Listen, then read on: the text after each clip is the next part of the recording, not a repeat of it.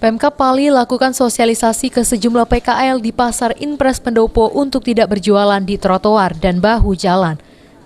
Lalu pindah ke lokasi pasar di Talang Kerangan, Kecamatan Talang Ubi. Namun rencana relokasi tersebut dikeluhkan pedagang karena akses pasar Talang Kerangan yang terlampau jauh dan tidak strategis. Menurut pedagang, di Pasar Pendopo banyak para agen sayur dan ayam potong berkumpul.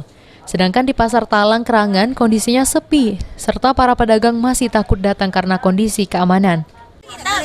Jadi tapi berarti kekhawatiran kita di sana tuh takutnya masih sepi, Bu, ya? Iya. Ya banyak yang jualan banyak, Pak, ya, tapi apa belinya belum sepi, belum lancar kayak itu ya. Iya. Karena di sini kan udah banyak tahu warga, Bu, ya, di sini tempat pasar, ya, Bu, ya. Sudah ngambil di sana.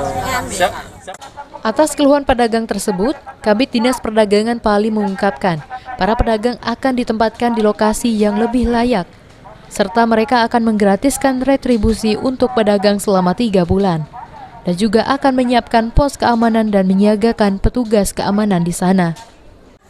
Membuat relokasinya di Talang Kerangan, itu lebih bagus pasarnya. Pak, ini ada beberapa pedagang menanyakan, Pak, ini teknisnya gimana, Pak? Ini sewa atau gimana, Pak? Yang mana? Untuk di tempat yang baru, lapaknya, Pak? Lapak yang baru, Pak. Ya, tentunya di situ kan sistemnya kan bagi ada retribusi nanti di situ.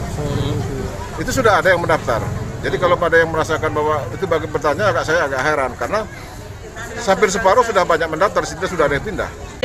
Harus, makanya kita timnya tim gabungan dari TNI, dari Polri, dari Polri. Artinya di Talang Kerangan.